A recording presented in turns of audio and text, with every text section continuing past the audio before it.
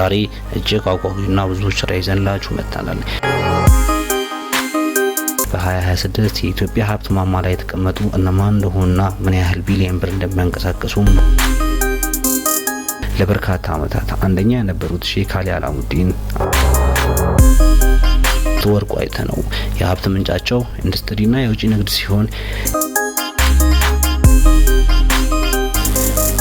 ሰላም ጤና ይስጥልን የሂራ ሚዲያ ቤተሰቦች እንደምን አላችሁ? ዛሬ እጅግ አጓጊና ብዙዎች ራዕይ ይዘንላችሁ መጥተናል። ኢትዮጵያ በታሪኳ አይታው በማታውቁ ኢኮኖሚ ሽግግር ውስጥ ባለችበት በዚህ 26 የሀገራችን ኢኮኖሚ ቁልፍ የያዙትና በሀብት መጠናቸው የሰማዩን ጥግ የነኩ 10 ቀዳሚ ባለጸጎች እነማን ናቸው የሚለውን ጥያቄ እንመልስላችኋለን። ከኢንዱስትሪ መሪዎች እስከ ግዙፍ አስመጭና ላኪዎች፣ ከባንክ ባለቤቶች እስከ ሪል ስቴት ንጉሶች በ2026 የኢትዮጵያ ሀብት ማማ ላይ የተቀመጡ እነማን እንደሆኑና ምን ያህል ቢሊዮን ብር እንደሚያንቀሳቅሱ በዝርዝር እንመለከታለን። ዝርዝሩ ውስጥ ያልጠበቃችሁት አዲስ ሰው ሊኖር ይችላል። አንዳንዶቹ ደግሞ ካሰባችሁት በላይ እጅግ የገዘፈ ሀብት አላቸው። ቪዲዮውን እስከ መጨረሻው ከተከታተላችሁ በኋላ በእናንተ ግምት ቁጥር 1 መሆን የሚገባው ማን ነው የሚለውን ኮሜንት ላይ አስፍሩልን። አሁን በቀጥታ ወደ ዝርዝሩ እንገባለን። የኢትዮጵያ ማማ ደረጃን በ10ኛ ደረጃ የሚመሩት አቶ ታደሰ ስቲፈን ይባላሉ። ያደጉትና የተማሩት በአዲስ አበባ ነው። ታሪካቸው እንደሌሎቹ ነጋዴዎች ሳይሆን ታሪካቸው ከሙያና ከእውቀት ጋር የተያያዘ ነው። ለረጅም ዓመታት በሼል ነዳጅና ኩባንያ ውስጥ በከፍተኛ የስራ ኃላፊነት ሲሰሩ ቆይተው በኋላም የኢትዮጵያን ባለሀብቶችን በማስተባበር የኖክ ኩባንያ መስርተዋል። የኖክ ዋና ባለድርሻና ስራ አስኪያጅም ናቸው። በነዳጅና ኢነርጂ ዘርፍ ባላቸው ግዙፍ ኢንቨስትመንት በ2026 በዝርዝር ውስጥ ይገኛሉ። የአቶ ታደሰ ጥላሁን የሀብት ምንጫቸውም የነዳጅና ኢነርጂ ዘርፍ ሲሆን የናሽናል ኦይል ኢትዮጵያ ኖክ መስራችና ዋና ባለድርሻም ናቸው። ኩባንያው በመቶዎች የሚቆጠሩ የነዳጅ ማደያዎች፣ በአውሮፕላን ነዳጅ አቅርቦትና የቅባት ውጤቶች ፋብሪካዎችም አሉት። በተጨማሪም በሪል ስቴትና በኢንቨስትመንት አማካሪነት ዘርፍም ይሳተፋሉ። የኚህ ባለሀብት የሀብት መጠንም ከ450 ሚሊዮን ዶላር በላይ እንደሆነም ይገመታል። ዘጠነኛ አቶ አማን ካሳይ በሎጂስቲክና በአየር ትራንስፖርት ዘርፍ ስማቸው ጎልቶ የሚነሳው የኢትዮጵያ አየር መንገድ የቀድሞ ባለሙያና አሁን በግል ካርጎ ዘርፍ ስኬታማ የሆኑ ባለጸጋ። አቶ አማን ካሳይ የሀብት ምንጫቸውም አቪዬሽንና ሎጂስቲክስ ሲሆን በዋናነትም ቲዮሌዝ በተሰኘው ግዙፍ ማሽነሪዎች በማከራየት የሚታወቀው ኩባንያ እንዲሁም በካርጎ የአየር ትራንስፖርት ዘርፍ ትልቅ ድርሻ አላቸው። በዓለም አቀፍ ደረጃ የሚንቀሳቀሱ የንግድ ስራዎች በዱባይና አሜሪካ የሚገኙ የንግድ ተቋማት ባለቤትም ናቸው። የኚህ ባለሀብት የሀብት መጠንም ከ520 ሚሊዮን ዶላር በላይ እንደሆነም ይገመታል።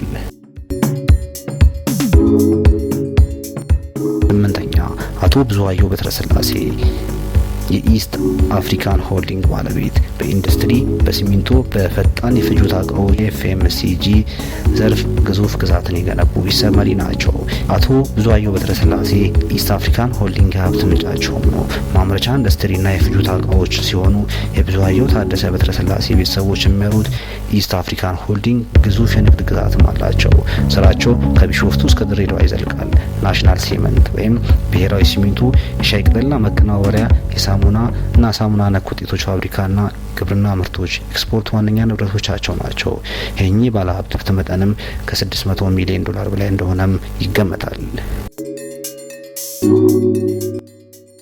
ሰባተኛ አቶ ዘውዱ ጌታቸው እና ገቢ ንግድ በተለይም በቡናና በቅባት እህሎች ላይ ያላቸው የበላይነት በ2026 ውጤታማ እንዲሆኑ አድርጓቸዋል።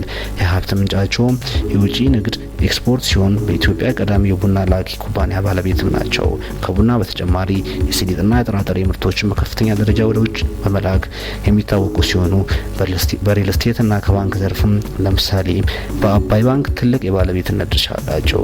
የኚህ ባለሀብት የሀብት መጠንም ከ680 ሚሊዮን ዶላር በላይ እንደሆነም ይገመታል።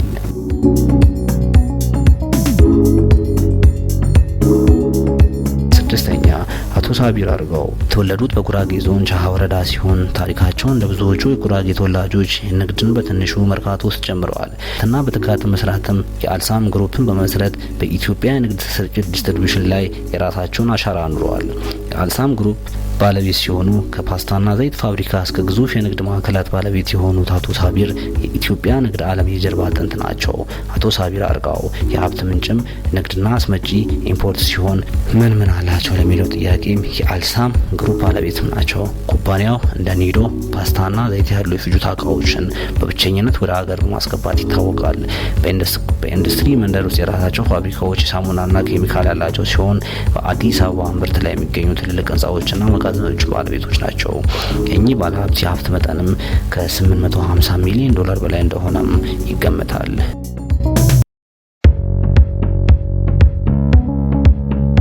አምስተኛ አቶ በላይነህ ክንዴ ከእርሻ እስከ ሪል ስቴት ከሆቴል እስከ መኪና መገጣጠሚያ አቶ በላይነህ 26 በኢትዮጵያ ፈጣን እድገት እያስመዘገቡ ካሉ ባለሀብቶች ዳሚውም ናቸው።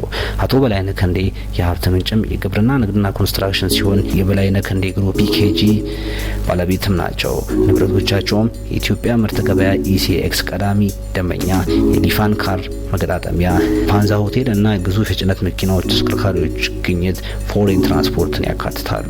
በቅርቡም በግብርና ማቀነባበሪያ ዘርፍ ትልቅ ፋብሪካ ገንብተዋል። የኚህ ባለሀብት የሀብት መጠንም ከ1 ቢሊዮን ዶላር በላይ እንደሆነም ይገመታል።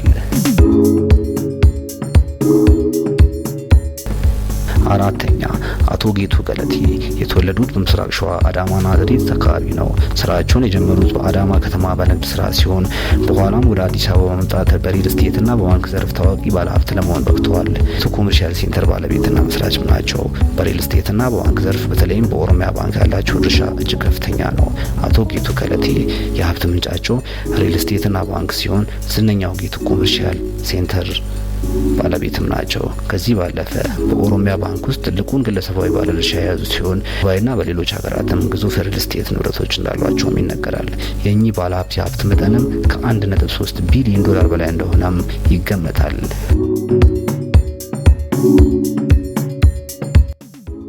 ሶስተኛ አቶ ዳዊት ገብረስላሴ የተወለዱት በምስራቅ ጎጃም ቋንቋ ወረዳ ነው። ንግድ የጀመሩትም በአካባቢያቸው በግብርና ምርቶች ቅባት እህሎች በመሸጥና መለወጥ ነው። ሂደትም ወደ አዲስ አበባ በመምጣት የጭነት መኪናዎችን በመግዛትና የኤክስፖርት ስራን በማስፋፋት አሁን የደረሱበትን ግዙፍ ደረጃ ላይ ደርሰዋል። በተለያዩ ዘርፎች የዓለም አቀፍ ደረጃ በኢንቨስትመንት የሚታወቁ በኢትዮጵያም በኢንዱስትሪና በማምረት ዘርፍ ትልቅ አሻራ አላቸው። አቶ ዳዊት ገብረ እግዚአብሔር የሀብት ምንጭ አብይና ማዕድን ሲሆን በዱባይ መቀመጫውን ያደረገው የዳሎር ግሩፕ ባለቤትም ናቸው። በኢትዮጵያ ውስጥ በማዕድን ዘርፍ ፖታሽና በኢንዱስትሪ ፓርኮች ውስጥ ኢንቨስትመንት አላቸው። በዓለም አቀፍ ደረጃ በንግድ መርከቦችና በአውሮፕላን አቅርቦት ላይ የሰማሩ ባለጸጋም ናቸው። የኚህ ባለሀብት የሀብት መጠንም ከ1.6 ቢሊዮን ዶላር በላይ እንደሆነም ይገመታል።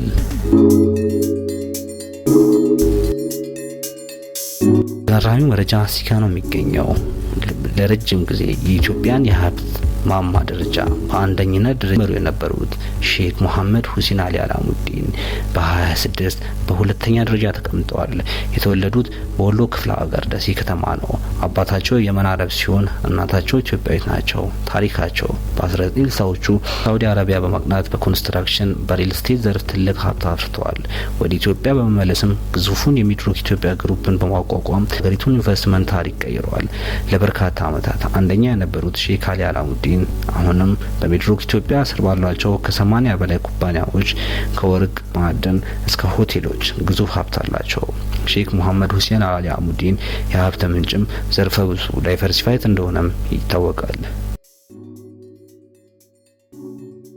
ምን አላቸው ለሚለው ጥያቄ መልሱ የግዙፉ የሚድሮክ ኢትዮጵያ ባለቤት ሲሆኑ ንብረቶቻቸው ሸራተን አዲስ ሆቴል፣ ለገደምቢ ወርቅ ማዕድን፣ የሆራይዘን ግብርና ኩባንያዎች፣ ሞጆ ፋይበርና የፔፕሲ አምራች የሆነው ሞሃ ለስላሳ መጠጦች ፋብሪካ ይገኙበታል። የኚህ ባለሀብት የሀብት መጠንም ከ5.8 ቢሊዮን ዶላር በላይ እንደሆነም ይገመታል።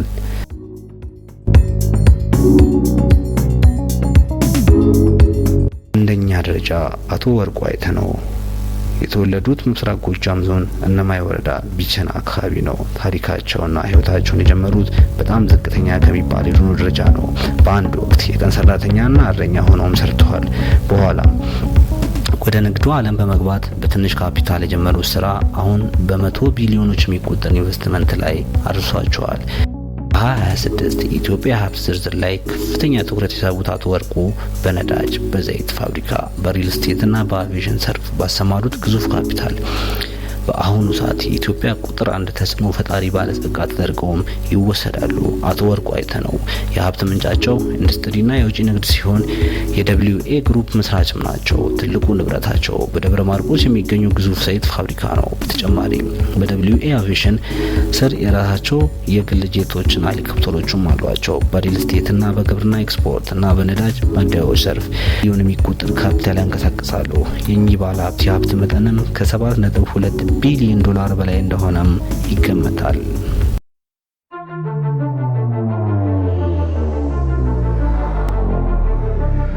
ክቡራትና ክቡራን ሂራ ሚዲያ ቤተሰቦች በ2026 የኢትዮጵያ ቀዳሚ 10 ባለጸጎች እነዚህ ናቸው። እነዚህ ሰዎች የሀገሪቱን ኢኮኖሚ ከማንቀሳቀስ ባለፈ ሌሎች ለሚቆጠሩ ዜጎች የስራ እድል የሚፈጥሩ ናቸው። እናንተስ ከእነዚህ ባለሀብቶች መካከል በስራ ጥንካሬው የሚደንቃችሁ ማን ነው? ወይም ደግሞ ዝርዝር ውስጥ መካተት ነበረበት የምትሉት ሌላ ባለሀብት አለን? ሀሳባችሁን በኮሜንት አስፍሩልን። ቪዲዮውን ከወደዳችሁት ላይክ ማድረግ እንዳትረሱ። አዳዲስና አስገራሚ መረጃዎች የኖቲፊኬሽን ምልክቱን መጫን እንዳትረሱ። ከፕሮግራሙ ጋር እኔ ጃፈር አብዱልመጂድ ነበርኩ። ስለተከታተላችሁኝ አመሰግናለሁ። በሚቀጥለው ቪዲዮ እስከምንገናኝ ቸር ሁኑ።